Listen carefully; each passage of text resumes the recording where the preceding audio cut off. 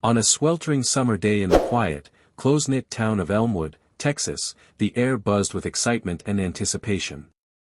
The high school graduation ceremony was about to begin at the town's modest yet proud auditorium, where families and friends gathered in celebration.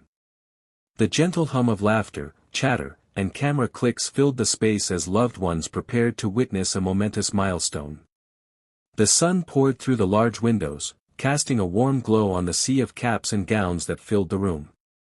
Among the crowd sat Mark Reynolds, 42 years old, a man whose life had been shaped by sacrifice and resilience. Mark was a former Navy SEAL, a warrior who had faced the unforgiving deserts and mountains of Afghanistan, but who now found himself confronting a different kind of battlefield, the silent prejudices and barriers of civilian life. Dressed in his crisp Navy uniform, which gleamed with every flicker of light, he had driven 8 long hours from Austin to Elmwood. His sole purpose was simple yet profound: to be there for his only son, Michael, on one of the most important days of his young life. Mark's eyes scanned the auditorium as he found his assigned seat in the family section, clutching a ticket that had been checked at the entrance. Though his face bore the calm of a seasoned soldier, inside stirred a whirlwind of emotions. Pride in his son's achievements mingled with a heavy sorrow that never quite lifted, a grief for his late wife, Michael's mother, who had passed away several years ago, leaving a void that no amount of time could fully heal.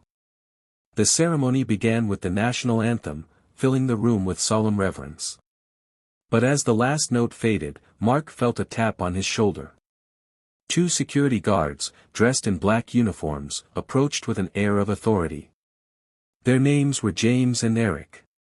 Without much explanation, they claimed that Mark's seat had been overbooked, and insisted that he move to a less desirable section at the back of the auditorium. Mark's response was measured yet firm. He calmly presented his ticket, already verified by security at the door. The evidence was clear: this was indeed his rightful seat. Yet James and Eric stood their ground, their voices low but laced with an unspoken bias.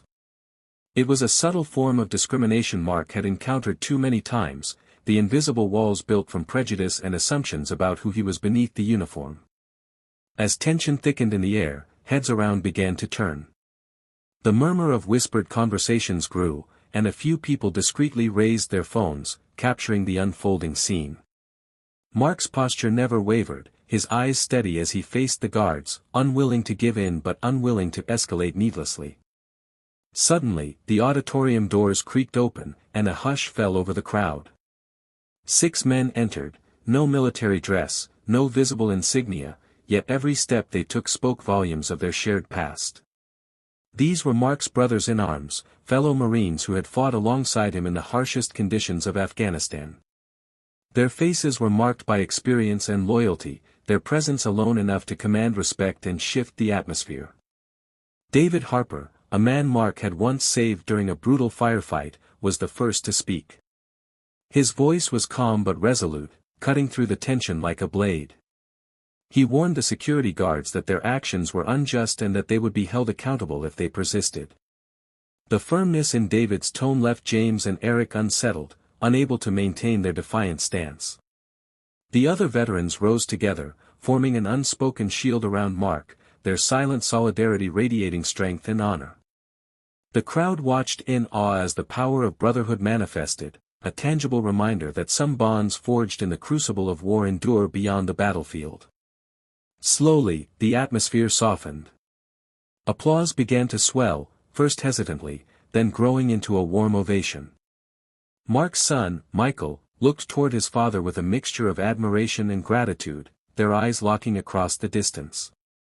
In that moment, the story of hardship, resilience, and unwavering love transcended the ceremony, becoming a powerful testament to the human spirit. The day was no longer just about diplomas and speeches. It was about respect, justice, and the courage to stand up against injustice. It was about the invisible battles many fight daily, not with weapons, but with dignity and heart.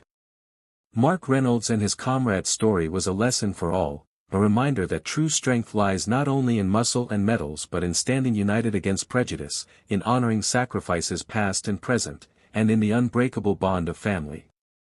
And as the ceremony drew to a close, with the sun setting gently over Elmwood, the applause continued to echo, a celebration not only of achievement but of resilience, solidarity, and love.